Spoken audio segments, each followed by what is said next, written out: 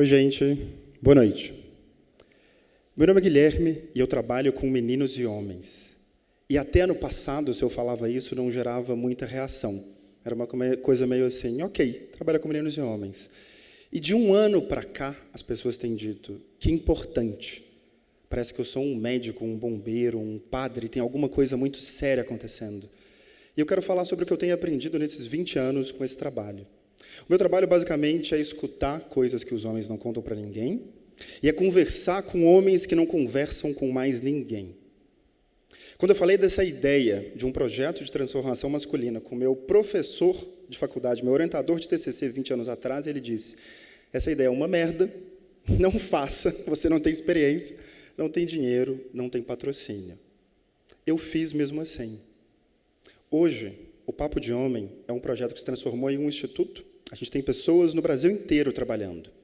A gente já falou com milhões de homens e mulheres digitalmente, com os filmes, documentários, o conteúdo. A gente já treinou dezenas de milhares de pessoas em escola, faculdade, empresa, fábrica, plataforma de petróleo, clube de futebol. Onde vocês imaginarem, a gente já foi. A gente já fez pesquisa com mais de 80 mil pessoas, com os padrões mais rigorosos da ONU, escutando pessoas do mundo acadêmico, como Mari Garcia Castro, para nos dar lastro. E a gente pega esses dados, essa vivência, e vai fazer programas em empresas como Petrobras. A gente colocou lá o programa Homens Aliados, já chegou em mais de 50 mil pessoas. Mas o que importa nessa história? Importa que eu acho que a gente está num momento em que a gente deve discutir a visão de futuro que a gente acredita para os meninos e para os homens. Faz 2 semanas, a gente realizou um evento global, esse aqui, no Rio de Janeiro, para debater meninos, homens e todos os tipos de masculinidade.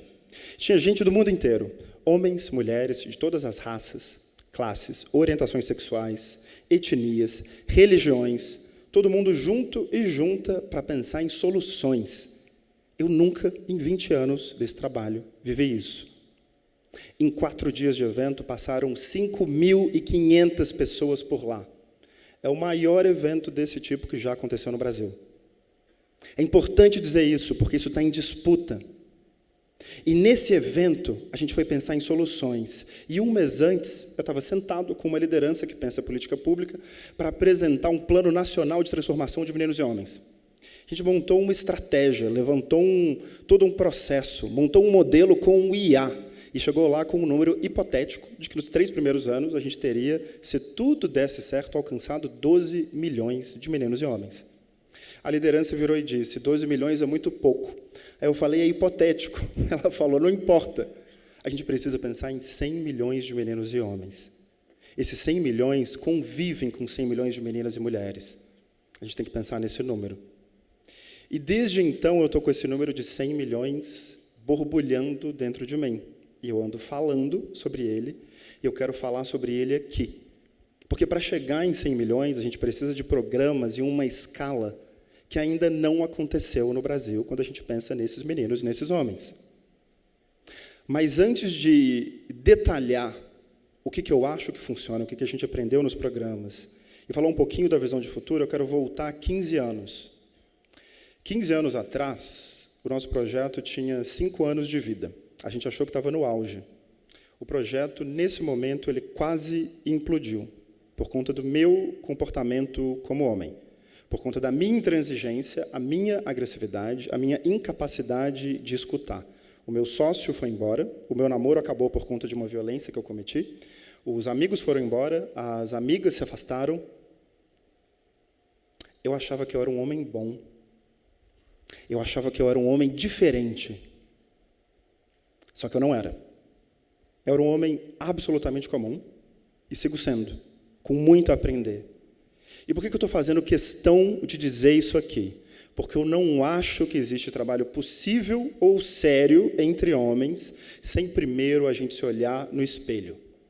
Sem primeiro a gente assumir responsabilidade por tudo aquilo que a gente fez. Não só pedir desculpa, assumir responsabilidade, agir e mudar.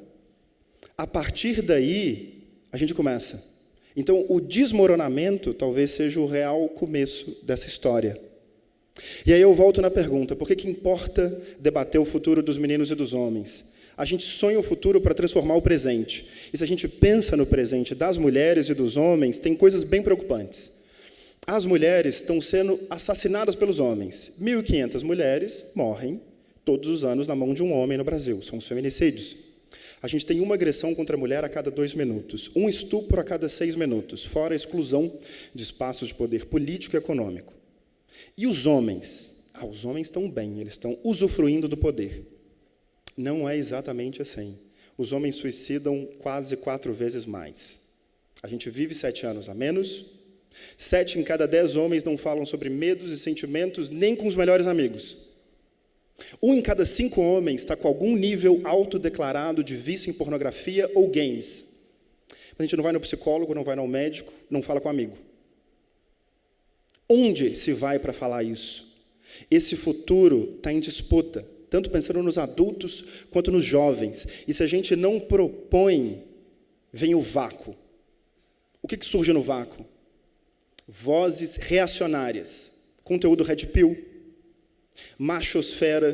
Para quem nunca ouviu falar nesse termo, machosfera diz respeito aos canais influenciadores que estão espalhando por aí que os homens é que mandam, que dominam, e as mulheres têm que obedecer e serem submissas. Isso não é um movimentozinho pequeno, é gigantesco hoje. Então, nesse vácuo, se a gente não propõe, se não age, se a gente não se organiza, tudo aquilo que a gente não quer vai se apresentar. Mas o que a gente deve propor? Eu quero contar um pouquinho do que a gente aprendeu, dos princípios que funcionam dos nossos programas.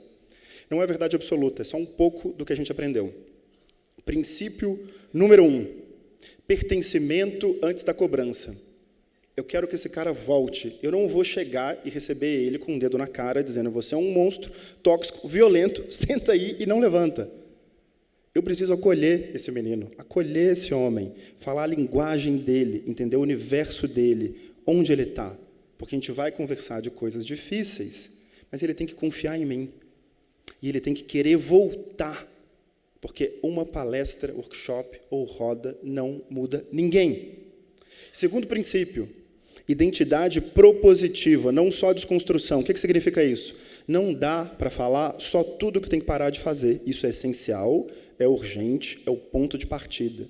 Em adição a isso, a gente tem que discutir o que significa ser um bom pai na prática, um bom marido, um bom irmão, um bom amigo.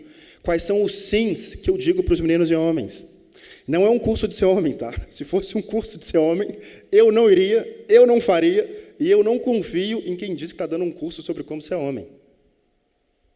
Terceiro princípio, facilitadores que viveram na pele a mudança. Alguém que sabe o que é estar do outro lado, ser o agressivo, o violento, o ausente, quem não respeitou, seja qual for a sua história. E está disposto a conversar com outros homens que estão no ponto onde você estava, que é parte do meu trabalho hoje. E eu sei conversar com esses caras, porque eu fui esse cara. Próximo ponto, continuidade e comunidade de suporte. Não é um encontro só, são vários. Comunidade de suporte, se a pessoa sai dali e vai para um meio onde todo mundo está agindo de outra maneira, ela regride. Eu estava conversando com um adolescente há algumas semanas e ele falou, entre ter um grupo ruim e não ter grupo, eu prefiro ter um grupo ruim. Então, como é que eu forneço um outro grupo? Próximo princípio, métricas que importam. Não adianta perguntar só para os homens que estão participando se eles acham que estão mudando. Isso é parte essencial da conversa. A outra metade eu vou perguntar para as mulheres que convivem com ele, para quem trabalha com ele. Ele está mudando? O que aconteceu? O que não aconteceu? Aí eu cruzo os dados. Eu faço pesquisa de linha de base, série histórica, e eu consigo entender se eu estou tendo impacto real ou não. Próximo ponto. Mapear convergências, divergências e focar nas convergências. Vou dar um exemplo. A gente acabou de realizar um estudo nacional com o Pacto Global da ONU, no qual a gente escutou 11 mil pessoas no Brasil inteiro e pessoas na América Latina. Pessoas conservadoras e progressistas, todo mundo. E a gente quis entender quais são as convergências e divergências. E a gente encontrou pontos de concordância sobre o que seria um programa transformador para meninos e homens que todo mundo apoia. E eu vou falar de uma trinca. Equilíbrio emocional, atitudes de responsabilidade e cuidado e relações de respeito. Parece óbvio, generalista, mas o que isso significa? Equilíbrio emocional, capacidade de nomear e manejar as minhas emoções com maturidade, entendendo que elas me afetam e afetam quem está em volta. Responsabilidade e cuidado com a casa, lavar a louça, ir no supermercado. Cuidar do que precisa ser cuidado, cuidar dos filhos, das filhas. Estar presente, não é só prover financeiramente, é estar presente, prover cuidado emocional, cuidar da minha saúde, cuidar de quem está em volta. Isso não é trabalho das mulheres, isso não coloca a masculinidade de ninguém em xeque. E terceiro ponto, relações de respeito. Entender e praticar consentimento em todas minhas relações. Não praticar assédio, bullying, machismo, homofobia, racismo, óbvio que não. Mas é fácil falar, não é difícil fazer. Eu preciso levar informação. Se eu falo com alguém hoje, se eu falo para um menino de 15 anos, entra no Google e se vira, ele vai encontrar conteúdos que não são tão bons, porque tem um vácuo que foi ocupado por vozes reacionárias. Então a gente vai conversar e mostrar caminhos de como fazer. Não é convencer. É ter boas conversas, isso é muito diferente. E o que a gente nota é que boa parte dos homens quer direção, quer se sentir útil, quer apoiar, quer servir, quer estar junto. No nosso estudo nacional, 8 em cada 10 homens falou que quer receber conteúdo e orientação sobre como ser um homem melhor e desenvolver cada uma dessas habilidades. Os homens querem mudar. Dependendo de como a gente pergunta e como propõe, a resposta é um sim. Qual abordagem a gente nota que não funciona? Atacar, humilhar, envergonhar. Não nesse projeto específico que a gente está falando. Atacar, humilhar, envergonhar pode ser parte, sim, de uma postura mais radical, que inclusive nos trouxe até aqui. Nenhum ativismo muda a sociedade pedindo por favorzinho, né? Tem que ser duro. Tem pessoas que arriscaram a vida para uma conversa bonita, civilizada, maravilhosa como essa do TEDx acontecer.